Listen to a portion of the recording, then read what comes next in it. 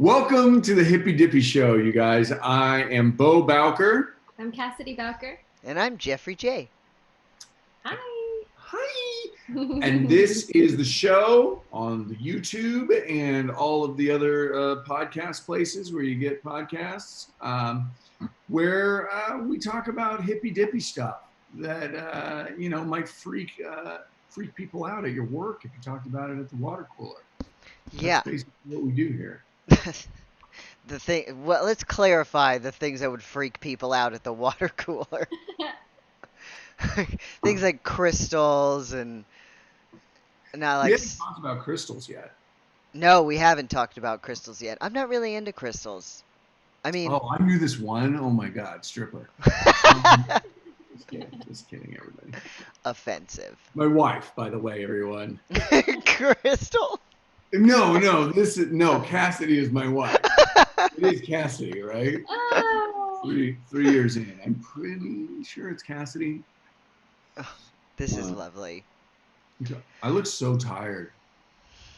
I do too. And Cassidy always looks. I'm going to hire you to do my makeup. How come you don't get her to do yours? I'm just enjoying watching you guys engage with each other today. Why? Interact. I don't know. It's just nice to be an observer.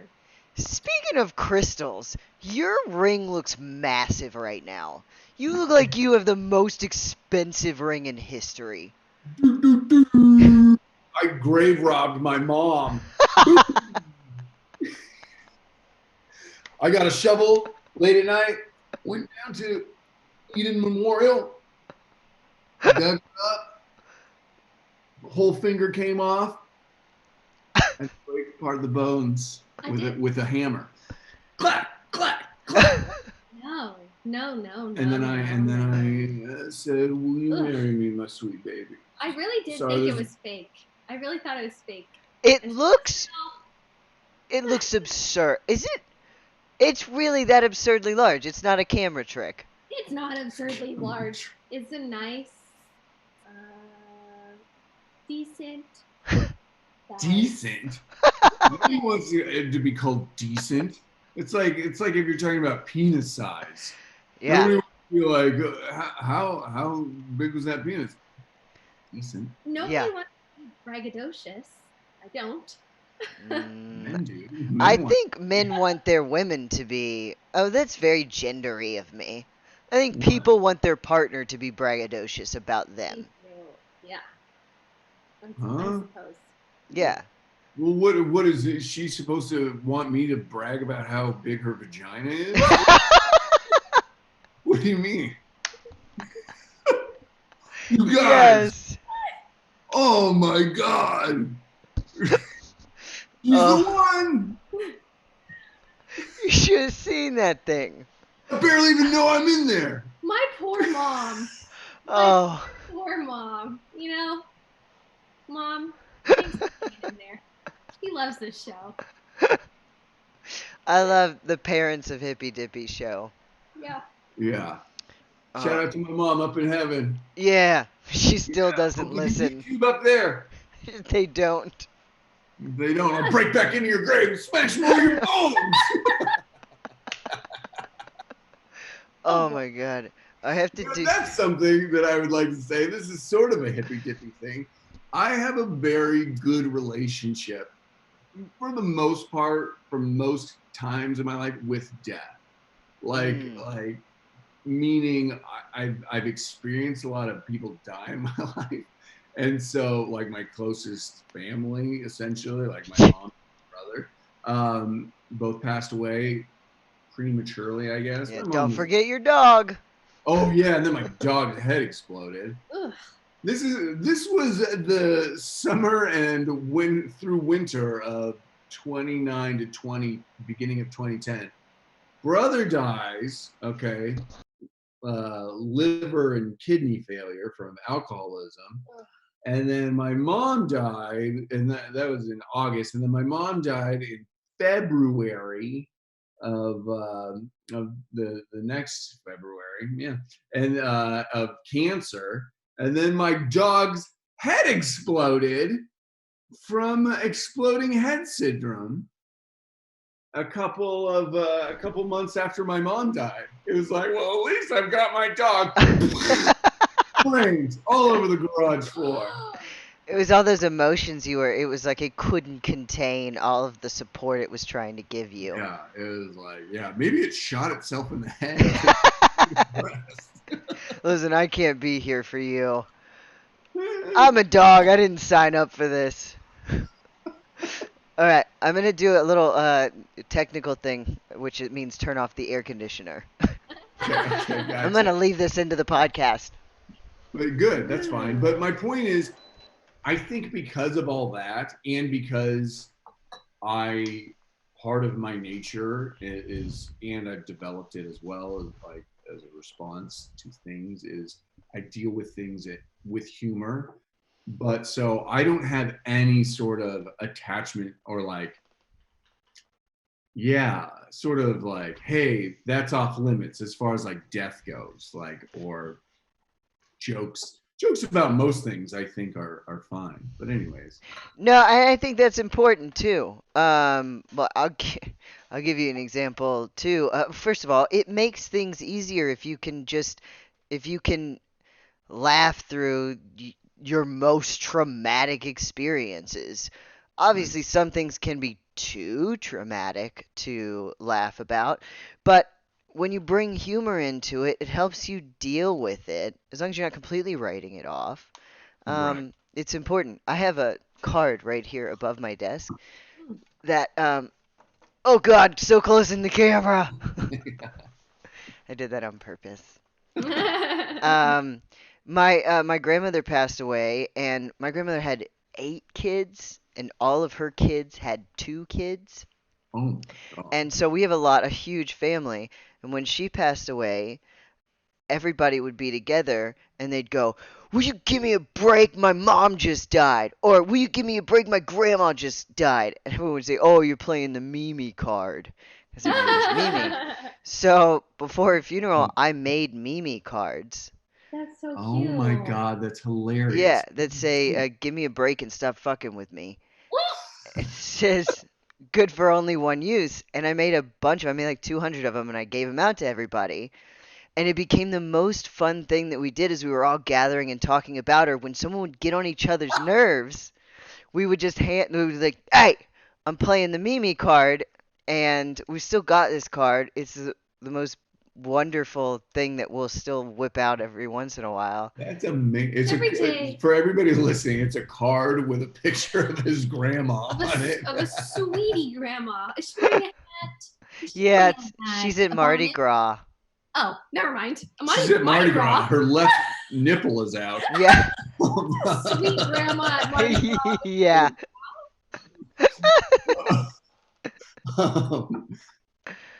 What were you going to say, guys?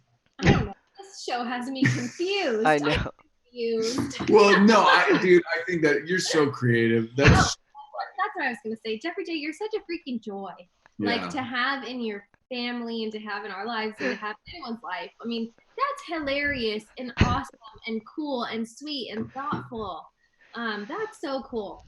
Yeah. It really is. Yeah. Yeah. And I'm with you, man. Like, I think, yes, you have to be able to laugh at things, and then, but also because it can certainly, and I've done it, and I've gotten a lot better at it in recent months even, but it can be used for avoidance and deflection and all of those sorts of things, to not deal with your emotions, or not deal with other people's emotions, trying to calm them, or assuage their sort of whether it's their temper or their sorrow or whatever, to get away, to take you out of the moment, when in actuality, what I've always loved about humor so much, about laughing, is that when you're laughing, you are perfectly in the moment. You know what I mean? And when it's authentic and not used as deflection or a diversion, it is therapeutic. It is spiritual to me. Because as I've said, maybe, I don't know if I've said it on this podcast, but my little catchphrase that I associate with myself is, when we're laughing, we're perfect. That's something that I came to And that really resonates with me, because you're not thinking about anything else. You're not worrying about anything. You're not pissed off. You're just present and dealing with what is. And so it's important to laugh, absolutely, but also let's feel the real emotions that go along with it, which is, yes, I'm terribly sad at times that my mom is not here, physically. Yeah. Spiritually, and that's a whole other episode. I have a question. What is it? First, I have a comment. Number one. Yes, Crystal. Hi, everyone. I'm Crystal. So, I like how you changed your voice so that people will think it's a new person on the show. That's funny. Did you date anyone named Crystal? no. I went on one date with a crystal. Uh-oh. Wow. A date. What is that? What is the quote? We know what that means. Yeah. How did you meet? Huh? What This app? is before Tinder. Oh, this is when you just had to go to the strip club. apps. This is when you just had to go to the strip club to find your crystals. We have a friend that's Crystal who is a friend of the show. We're so sorry. Yeah. Oh, I have a friend, Crystals. Oh, no. Okay, Yeah. let's. We've just Karen'd Crystal. Yeah. This is terrible. Okay. So Please my go point. on. My point is. Your question. My comment first is that the first stand-up comedy show that I ever went to, I must have been 19 or something like that. It was in downtown San Diego. And I walked into that place, had no idea what to expect. I didn't even expect it to be hilarious or make me laugh. Because I don't know, maybe I felt back then, I felt like, is this gonna be funny? And I think that there's some type of a little bit of stigma around stand-up comedy when you go and you see it, and if it's a bar show, and is it gonna be funny or not? So I just kind of went and was honestly wanting to go have a drink with my friends, and so that's where they wanted to go, and so I went. Was it a bar show or a comedy club? It was at a cafe, like a wine bar. Sorry, this is a bar. This is a kind of a bar show, but it was Seems like a rough gig. No, well, actually, there was probably a minimum of 20 people, max of 30 people, and everyone was in their chairs. I have never laughed so much, at that point in my life. I had never laughed so much in my life for an extended period of time, for an hour straight of cracking up. That's cracking up because you're relating to these people, cracking up because you're not relating to these people, cracking up, it was huge, like a huge experience in my life where I left, and just like breath work, right? I was like, what the F was that? I want to do that every week. I want to do that every day. How many comedy shows can I go to? That's so cool. I didn't even know this existed. Do people know this exists? I don't know. That's awesome. That's cool. So that was really beautiful and super cool. And then I totally, resonate with everything you're saying about laughter and you being your perfect expression of self when you're laughing. So now here's my question. Because I think that there are some people out there that aren't necessarily of the same mindset or spiritual background that you are, Jeffrey J, that I am too. So why is it, that when we're laughing, we're perfect? How come when we're crying, we're not perfect? And I thought that in our humanity, we're supposed to be perfect, and we're supposed to come as we are, and everything is totally okay and acceptable, and it's okay to be angry, and it's okay to be sad. So how come I'm not perfect when I'm crying? Whoa. That is. Back off. That Cassidy's phrase is, when I'm crying, I'm perfect. So you guys go together very well. That's hilarious. You're laughing at her crying, and you guys are just making it work. That's interesting. I mean, I don't associate that lightness, like to me, like I'm associating like spirit and that sense of euphoria with a lightness, and that's how I feel when I'm laughing. Now crying, that's a great point. The more I think about it, in that, like, because I'm thinking about, okay, well, how do I feel when I'm crying? I feel pretty good when I'm actually crying. When you're actually crying, it's this release, and you're present in the moment, and you're present with your emotions. You're letting them feel. You're being felt. You know what I mean? Um, and so I can get down with that. Like, I think what doesn't feel perfect about it, and perfect's an effed up term too. You know what I mean? Because what is that? Like, um, how do you define that? Like, because there's the ego's version of perfection, and then there's, maybe like a more high-minded vision of perfection, which is like nirvana, Yeah. the band, or like Buddha, reaching nirvana, and things like that. But yeah, I think what doesn't seem perfect to me about the crying is like the lead up to it. And I guess, I don't know, maybe it's part of what I grew up with. I don't know, maybe like I really, I have a real tough time with wallowing, Mm. and people, and me sensing that people are wallowing or feeling sorry for themselves, which is not necessarily what you're doing when you're crying. Because, like I said, I think that's appropriate for crying. This idea of maybe you're perfect when you're crying too. I Yeah. like. What do It's you interesting because I think I hope my partner doesn't listen to this podcast because I don't want her to take it and run with it. But I think I see my partner as her most perfect when she is crying. Mm, And the reason I say that is because um, especially in quarantine, and she's not a wallower by any means. We all go through our ups and downs and such, but if we get to the point to where my partner is crying, she is being so incredibly real yeah. to me, so vulnerable, so honest, and that's when we get to the point where, oh, she's in the room now. Great. Why do you want to Yeah, share what's this? wrong with that? Cause we share it during therapy. Whoa, whoa, she's naked. This is very real. She is very genuinely, actually. You better hope there's not a reflection in here.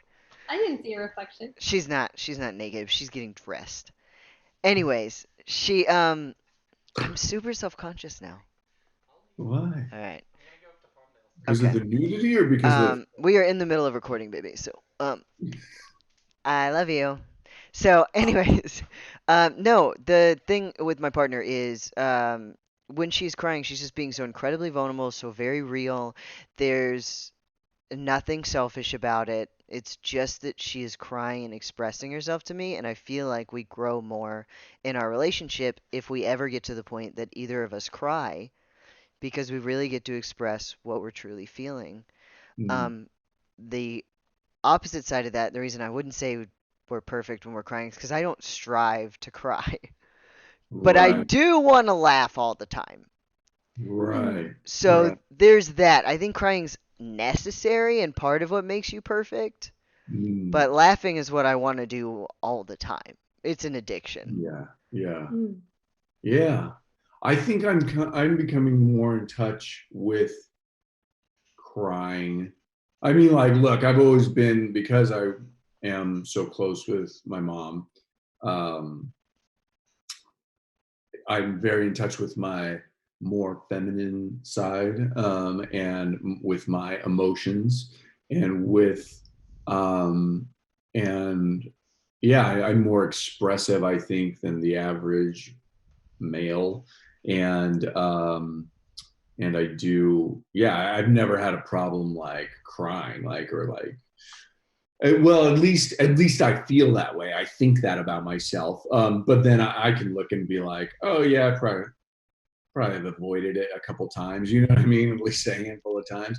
And so yeah, I'm becoming more comfortable with it. And yeah, I think that's why I'm able to say, like, it is like a beautiful thing, and it's not real different from laughing. Um, in a lot of ways. And there's this guy, the guy that I mentioned several episodes ago that Chip, my buddy Chip, introduced me to. This guy's name is Martin Prechtel.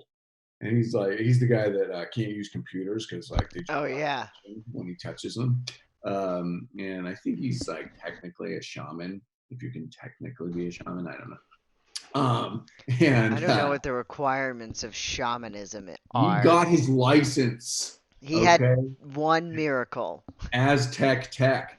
And Aztec Tech. That's, That's such a great joke. It's not a great one, but it's a joke. I think it's fantastic. Yeah. Hilarious trade school that amounts to nothing. You can get a job doing nothing. Anyways, he's only got like one thing that you can find on YouTube from him. And it's about how grieving and like joy and sadness, he says, and I'm going to butcher this. I've only listened to it like once, and it's a lot to take in because it's very challenging to accept what he's saying, which is what we're talking about. And he comes with this idea of joy and grieving are the same thing. And he's Mayan, and he talks about so he knows what he's talking about because he's Mayan. No, he talks about how I'm looking to make sure Emma's got clothes on. Yeah. Yeah. He talks about this idea that like you need to celebrate a life that has ended by crying. If you do not cry, then you are denying that life. You are suppressing that, and you are not honoring that life. And so it's like it is a celebration. To grieve someone is a celebration of their life. Well, where does the grief stem from, right? Where does the grief where does that come from? It stems from your love for that person, right? Anytime you feel pain or hurt by someone, why are you feeling that pain? It stems from the love that you felt for them, that you feel now. That the love is what's that word? I don't know. Like at risk? Or sure, threatened. Threatened, right? Yeah. Yeah, that's a great point because you're not hurt by something that doesn't matter. Mm-hmm. And so if you are grieving, if you are in pain, that mattered to you in some way. I just came to this. You couldn't hate someone unless you loved them. Yes. And I love that too because I deal with a lot of, as a transgender person, by the way, I'm transgender. Brag. Uh you deal with people who hate your lifestyle or they like you're fantastic but I hate your lifestyle or they just outright hate you. And it doesn't bother me at all. In fact, I love it, probably in a way that's almost mean because I love like when somebody really hates me, all I can think about is wow, something in your life is really messed up, and the only power you have right now is hating me. And it fuels my want to be a better person, doing good things, or creating, or putting good into the world, or making my living doing something I enjoy, because that just makes me proud and say, that hatred's bringing you down.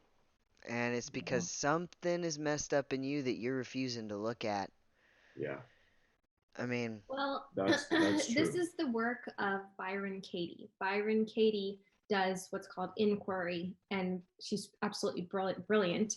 You can check out her book, Loving What Is. And so basically, Jeffrey J., if we want to, let's look at that. Okay, let's look at your experience as a transgender person.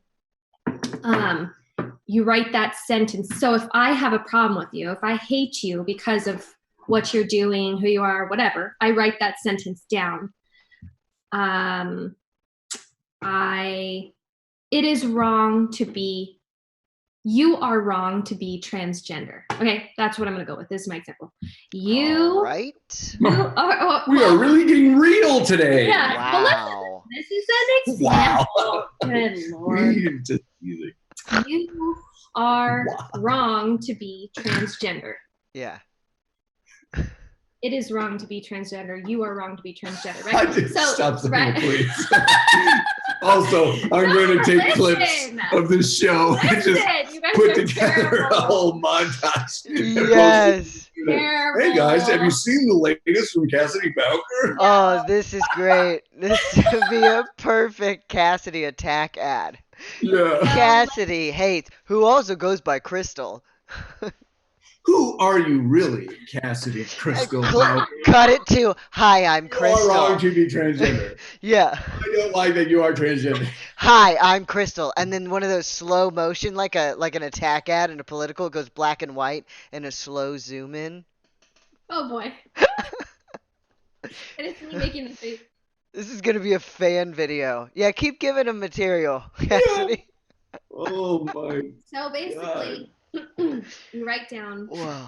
that thought, right? You write down the thought that is causing you pain, that is causing you hurt, that you're struggling with. So it'd be something I would do? No, this is something I'm doing because I have a quote unquote air quotes here problem with that, right? We have to explore this, right? Yeah. Yes. So then once you have that down on paper, yeah, and you don't correct yourself, like just write it down. Now turn it around. Write it down and turn it around. So I am wrong to be transgender. I'm not supposed to be transgender. So any judgment that I have about you is really about me. You are wrong to be transgender is really what I'm struggling with here is I'm wrong to be transgender. That's why I hate so much. That's why I'm angry so much, because I think that it's wrong for me to be transgender. So you're definitely not supposed to be transgender. So then you take it a step, beyond that. And you go through this whole process where then you realize that this has nothing to do with that person or their experience. This has everything to do with the way that you have been brought up. This has everything to do with your story. This has everything to do with what you've been fed, what you have been consuming, right? By the people around you in your life, by your media, whatever media you choose to follow, political party, yada, yada, yada. Yeah, the people that you've been taught to look up to, whether it's like your church or your political party or your teachers or your parents or whatever. And then when you can realize that this isn't actually, when your pain, you realize you've been projecting your pain onto someone else. You've been blaming someone else. You've been the victim this whole entire time because that person's been doing this to you. And when you can turn that finger around and now observe yourself and then begin to hold space for yourself and understand that even you too, having those thoughts of it's wrong for me to be transgender. I'm not supposed to be transgender. Well, wait a second here. Who's saying that? Because I don't want to say that about myself. I don't want to hurt myself and punish myself in that way.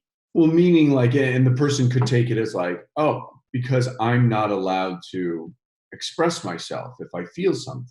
I'm not allowed to be whatever I feel I'm called to be. Maybe that's what I feel. Maybe that's what I'm resenting.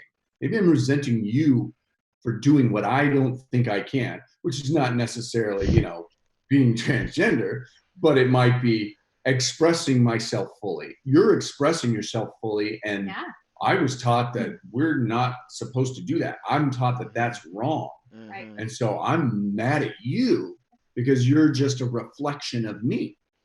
Right. Yeah. Does that make Interesting. sense? Yeah, and I also think it can be done with littler things as well, Well, yeah, That's where totally. you should And start. It's not just even about transgender. even easier. I feel like the hardest concept, you started with like the most advanced, is like being transgender. And that's the most advanced when it comes to it. If you do like, why does this annoy me? It's way Absolutely. easier than why can't I be transgender too? Please. Yeah, that's great. Thank you, Jeffrey Day. That's the truth. And then even in her book, if you read that book, if you choose to explore that work, they do start with small things, right? Like, my husband's a smoker. He should not smoke. They shouldn't be smoking. And then turn that around. I shouldn't be smoking. Yeah, that's what you feel about yourself, right? So then, what is that's just like an umbrella statement for, like Bo was saying, what's really down there is like the expression. Is it like health and body and what are you afraid of and yada yada. Yes, and that's the thing too, like, because I think my point about, we can't hate somebody without loving them, I think boils down to like that sort of idea of like we're all one. Like I'm sure when I say like, oh, you hate somebody, maybe there's someone you hate, the easiest thing to come to in these times, like the way that our society and our media is built and things like that, and what's going on in the world, like people might think of certain political leaders, like no matter which side you're on, right? And just people like that are polarizing, right? Political figures. And so you might think about a particular politician, like, I hate that person. Well, do you really like hate that person? I mean, and you might think, yeah, I freaking do. And like, but let's just keep boiling it down. Okay, well, why do you hate them? And then seeing like what that is reflecting in you. Okay, they believe this, and I don't believe that, and they're pushing this, and that scares me. I don't know. And so ultimately, I think it just boils back down to it's a different expression of yourself. It's an alternate version of yourself. Yeah, a womanizing, overweight, gay hating version of yourself. Right. This is the Donald Trump version of yourself. But to bring it back to what you were saying, honey, is that I do agree with you around. Hang on, I have to technical. I'll get the cat. You finish your thought. Oh, is that the cat? You got a cat. You've got an air conditioning, and I've got a cat. We've got a cat. She opens the door, and then if it's locked, she just bang bang. Oh bang, my bang, God, bang. that sounds like a human. She's Yeah, it's a cat. You've got a human in there. Well, what I do love is that we've created this podcast where we're like, it's all about being present and everything that happens for a reason. We've opened ourselves up to so much technical difficulty where it's just like in a regular show, we'd be like, oh God, this is a shit show. But for us, it's like, no, this is us showing you real life and we accept it and we get to own it. Yeah. What a dream. Yes. So this is, this Jeffrey, even what you're saying kind of relates to what I want to express. So I agree with you, honey, that when we are laughing, we are our quote unquote perfect expression of self. Okay. I say quote unquote perfect expression of self because that's a label, right? We can just toss that perfect aside, toss it. So we are, you can replace that with whatever you want to, like your true expression of self, your core expression of self, right? If you don't like that label, perfect. Because if you want to look at our human experience in layers, right? So we are this human form, but we also have like an energetic aspect of ourself. If this is what you believe in, if you believe in that energetic aspect of yourself, then you do believe that there's something beyond the form, that you are also, right, consciousness and mind and energy. So there are many blocks. There's a lot of fleshy stuff going on here that kind of interferes with my truth of love, with my truth, with my core identity, my core identity of just love. And when I am crying, yes, I am emoting, and that is raw and authentic and genuine, and that's what I'm feeling in that present moment. Yes, and that's perfect and wonderful and totally okay. But when I'm crying, what is that based on? Are those tears of joy? Are those tears of pain? What is that? I think that the more, and I don't want to say perfect, like I really struggle. I don't want to say perfect, but I will. I might as well. the more perfect, the true, the core version of yourself is that eternal peace and that unwavering and steadfast love. And that crying experience is human and honest and necessary for your growth in this human body, in this human journey. But I don't think that that's necessarily like who you are.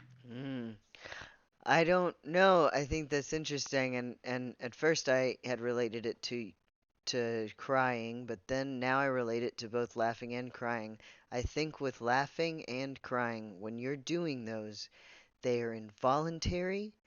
This Mm. when you're doing both of those things, you everything else has gone away. It's the most raw form of Yes. anything that you can do. There's no Yeah. self-consciousness Yes. until after you hear your own laugh or snort or whatever. But when that comes out and it's real and it's not socially driven or Mm. motivated, it is your raw self letting out what it needed to in that moment, and that is beautiful.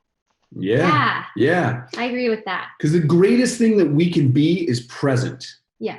Like that's the greatest thing that you can be is present in this moment. That is where spirit lives. That is where your power lies. Mm-hmm. You're powerless in the past. You can't change it. You can't do anything. You're powerless in the future. It's not happened yet. Mm-hmm. Your power lies in this moment right now.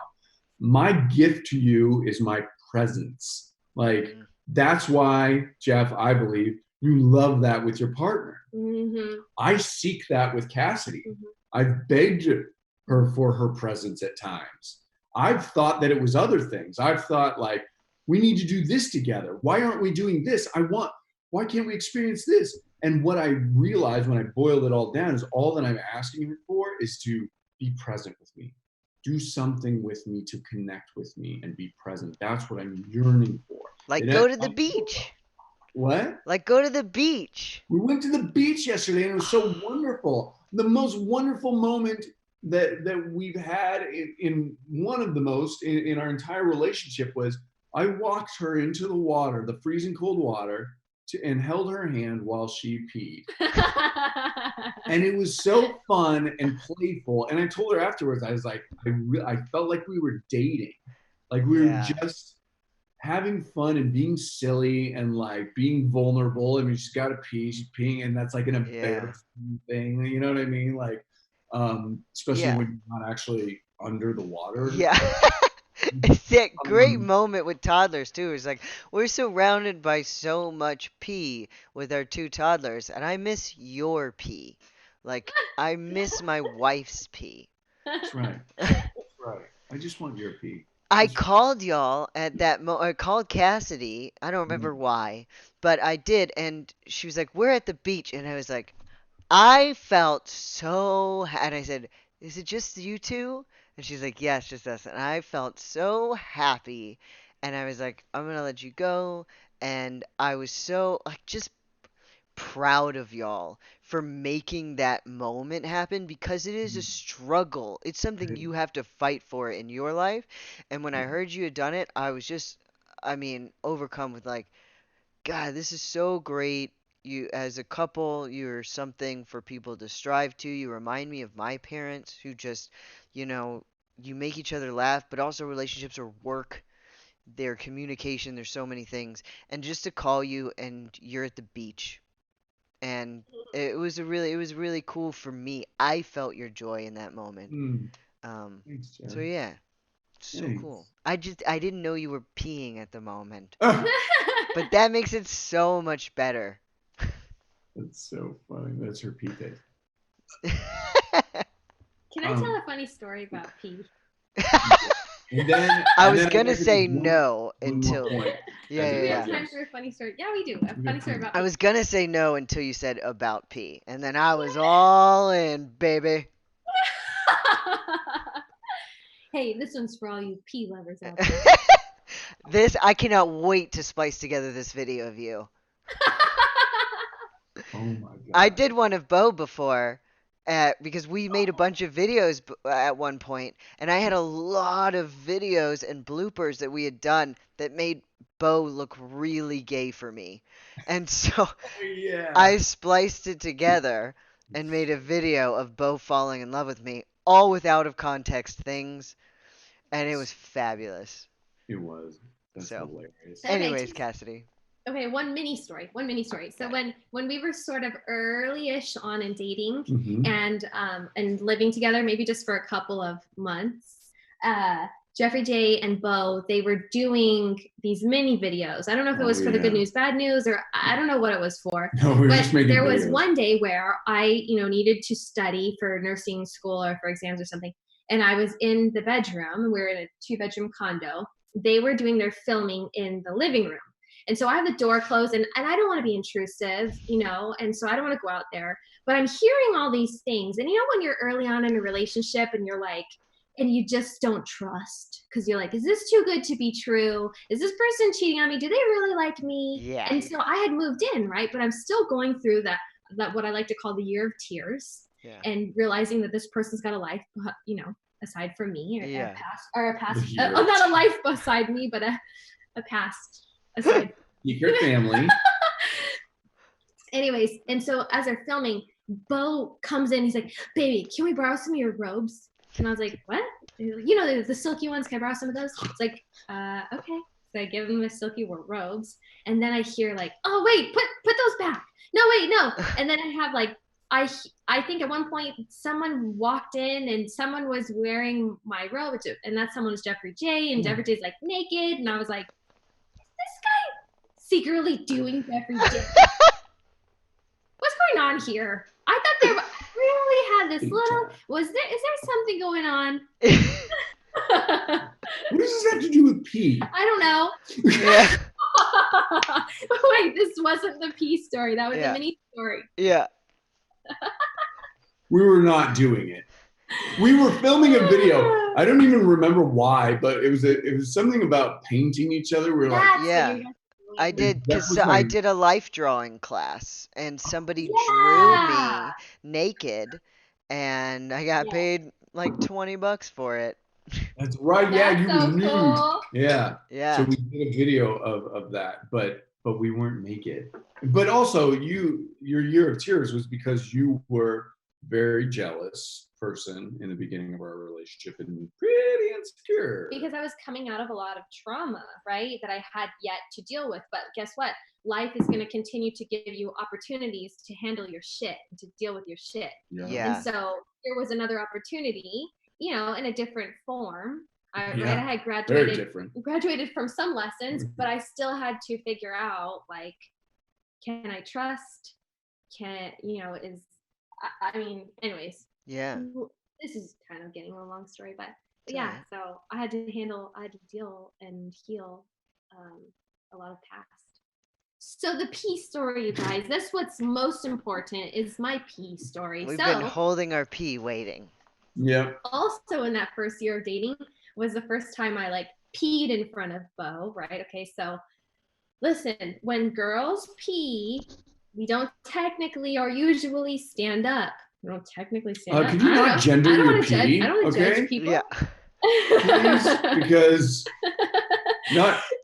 never mind. So when guys pee, right, you're using that pee stick of yours. It's called a penis. And you can aim it which way you want to go. So when it was the 4th of July and Mama had to go pee, I had to pee kind of stand and squat pee. And so my pee's coming out. and Bo's over here like, I'd never been around it. Jesus, what's that sound? I'd never been around a girl peeing before, I guess. I mean, they really all kept it pretty secluded from me, and for good reason. Yeah. And you guys are hiding the secret that it's a real splatterhouse. Yeah. And well, drunk pee's different too. What? Drunk pee is powerful. Oh, see, and that's true. It was drunk. You were drinking, like, at the time. Like, it's different when you're going. Like, if you're in a hurry pee and drunk pee, very similar. But like regular pee, It's a little more dainty for sure. Yes. There's like a I stream agree. to it because there's no rhyme or reason to where this pee is coming out. This is coming out from a general area is basically what's happening. There's no like, I thought that it still came out like in a stream. It was like somebody, it's not like they opened a fire hose. I mean, a fire hydrant. It was like a car ran into the fire hydrant and it came up from the ground and just. Well, I feel like I even remember a sound. well, that's just the beginning of it. That's just the beginning of it. You know, like when you open a fire hydrant and it does like has that initial, and then you start to figure out where it's going, and you can like move around it. That's how it is. Thank Whoa, you. okay. Yeah. Because I've seen and then we've got my daughter who I've seen her aim it. Like she moved it one time. Like she's like, now it's over here. And I was like, whoa. Yeah. Oh Crazy my stuff. gosh. Yeah, that was really something. That was a real eye opener. Geez, I mean, this is a real rough transition. Yeah. The battery's low. You don't have to talk about it. No, if we're going to talk about one technical difficulty, we're going to talk about all of them for sure. Okay, we're low on battery. Okay. Okay, I want to, because I feel like I made close to 0 sense when I was making that analogy earlier about the political thing and like, you know, we hate somebody because we love somebody.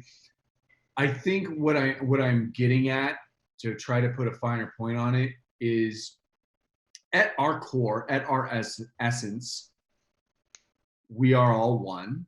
That is my belief. That is my understanding. And therefore we are love at our essence.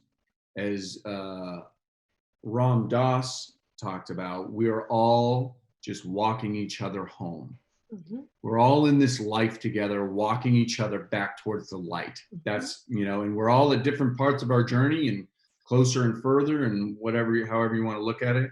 But ultimately, what causes me a feeling of hatred is because ultimately I love you and I want you to feel and be and do better. Now, I don't necessarily think that it's, you know, my place ultimately to tell somebody to do better or to be better. Everybody's got to be themselves. But yeah, but it can cause anger and resentment and this feeling of hatred when we see somebody, and thank you, Jeff, bless you too. And we're hurt, we feel hurt by what they're doing, because ultimately we just want to come back to that place of love together. Now, am I conscious of that when I'm angry towards somebody or when somebody's pissed off about politics or hates a politician? Absolutely not. No, I don't think so at all. But I think down at our essence, at our core, there is a knowing that we are all one and that we are trying to get back to that place of love and bring each other and ourselves, because we are one, back into alignment. So I hope that makes a little bit more sense, because I think it sounded like I don't know. I felt like we covered it pretty well, to be honest. And I also think, you know, it's a fun exercise, like our little, like our America's Funniest Home Videos, like Assignment America, would be, you know, if you find yourself hating someone, maybe someone who cut you off in traffic or something, take a moment, if you think about it, to ask yourself why. Try Cassidy's exercise, turning the paper around, and which is super cool. And also, I didn't get to say this, but it's something that they use in AA as well. Is you find your part in it. Yes. Which is fantastic. Yep. Well, because at the end of the day, yeah, I as we've talked about on prior episodes, like we're just mirrors for each other and of each other. Like, and so you're mirroring back to me what I dislike about you, what upsets me about you, this little thing that you do. It's, if you look, it's gonna get back to you. if you look within and be like, okay, what is that? Oh, okay. I think I'm not supposed to be doing that. Or my dad used to do that, and that guy drives me nuts. And why does that guy drive me nuts? Well, ultimately, it's probably something that I can resolve within myself. Or I used to do that and I don't do it anymore, but how dare you do that? Because maybe I've grown out of it or whatever, but you're not there yet. So totally. Discomfort is here to serve you. Like, can we start embracing the things that upset us, that cause us pain? They are here to serve us. How come they have to be against us? How come they're here to be against us? I just invite everyone to consider that these people who they're super triggered by, right, are in their lives for a reason, for a lesson, and to help you and to guide you and to show you something on a deeper level. Like whether that be compassion or I don't know, I don't know what else. For example, like I will say that even in relationship, right, my biggest and greatest teacher is Bo. How dare you? He is. And we often fire up each other. And I think that it's so awesome. And I'm so grateful for that,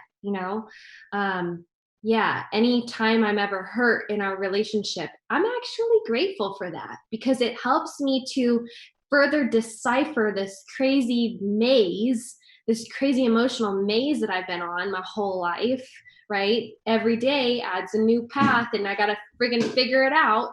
Who moved my cheese all the way back home to my heart?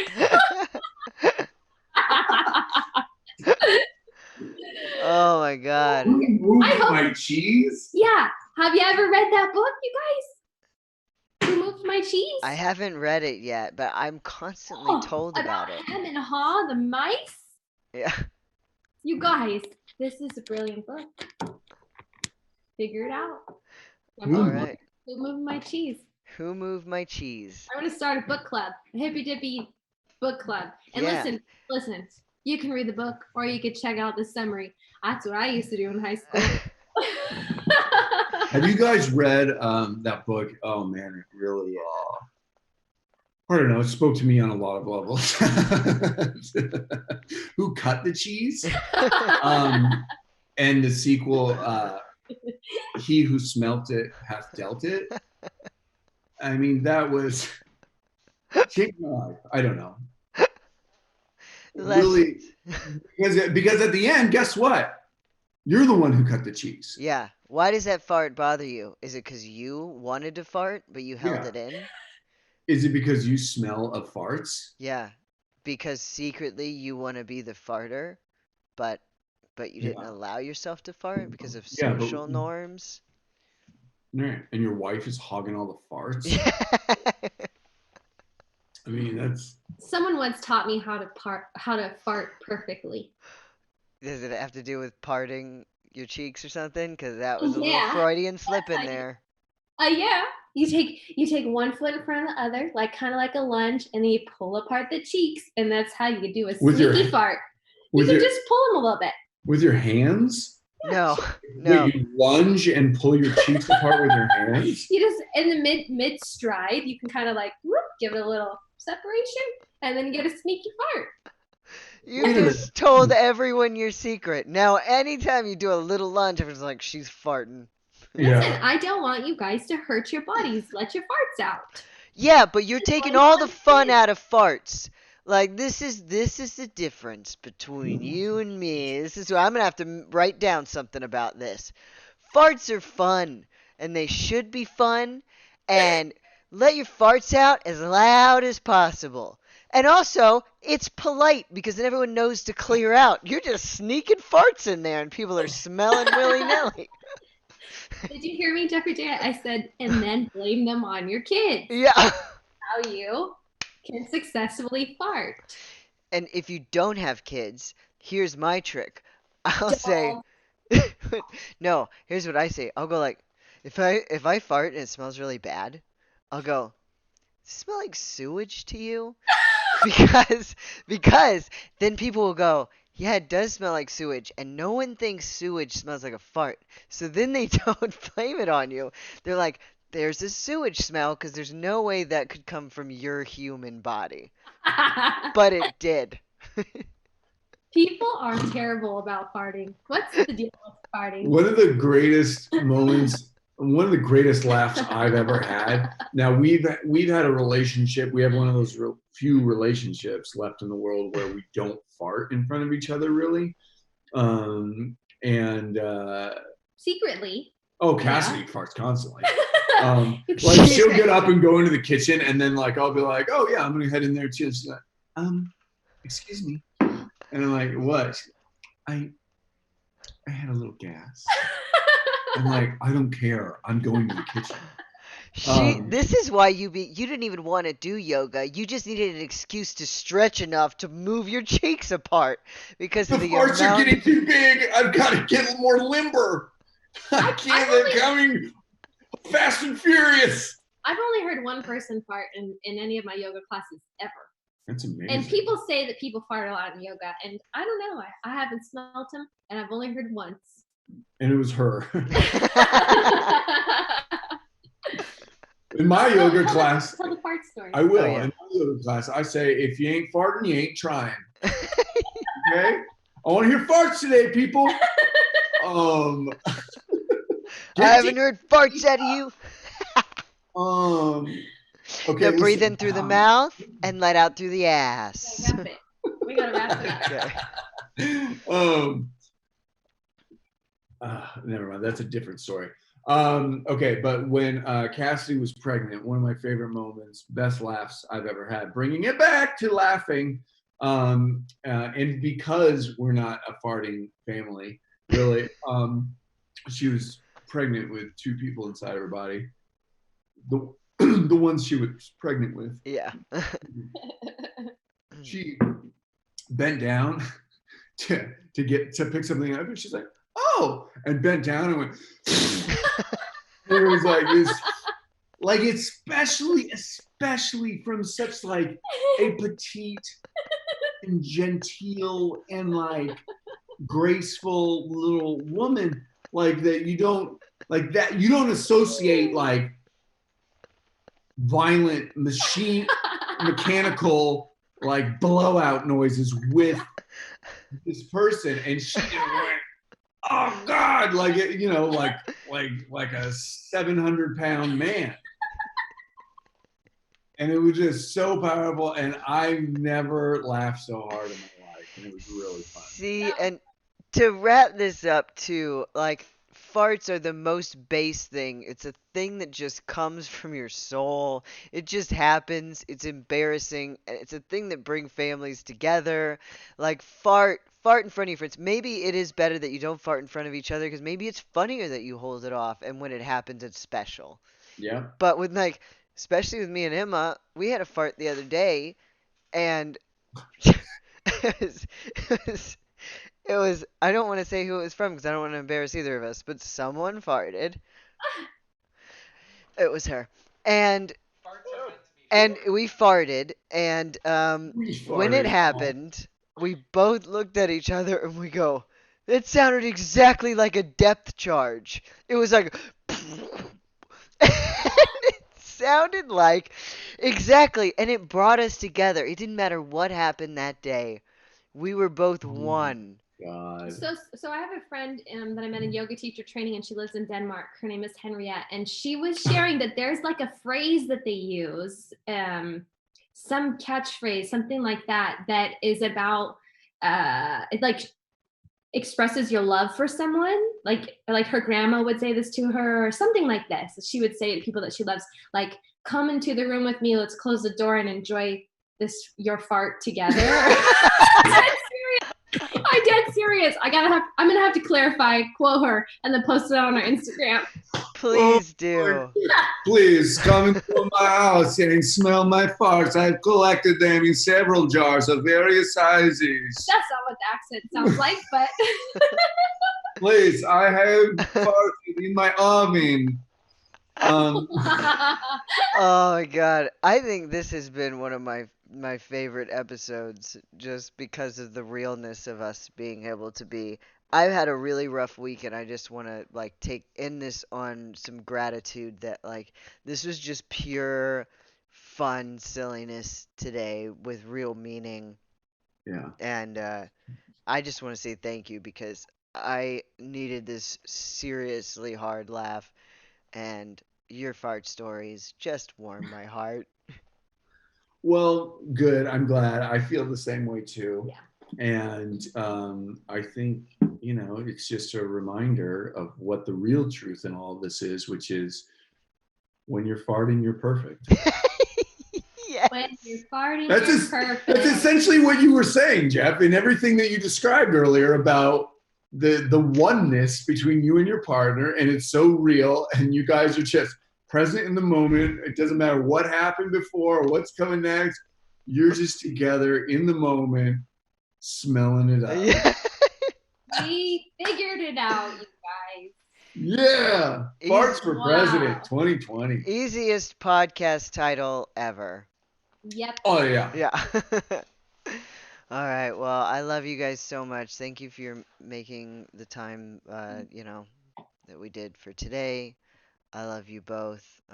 Cassidy, you want to send us out real quick? Just a little, just a deep breath or something?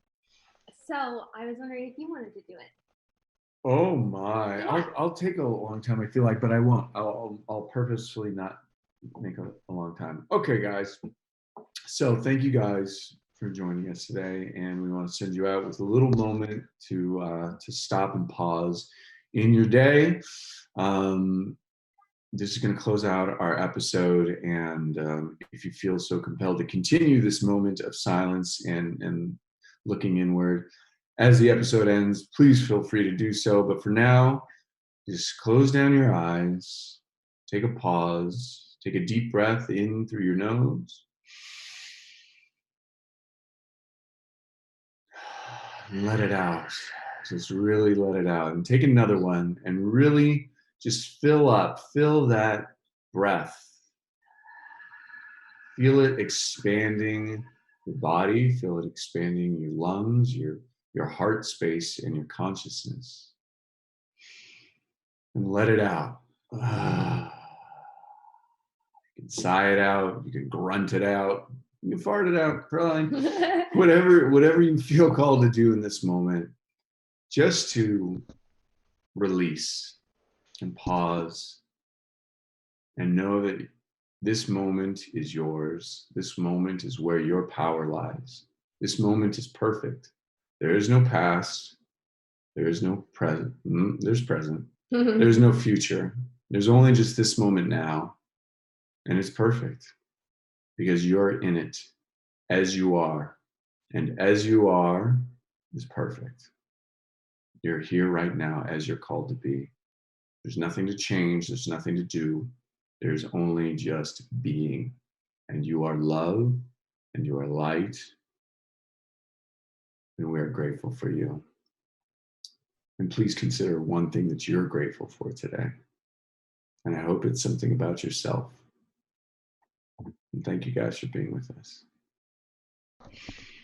That was beautiful. Thank you guys. Bye, everybody. Bye. Bye.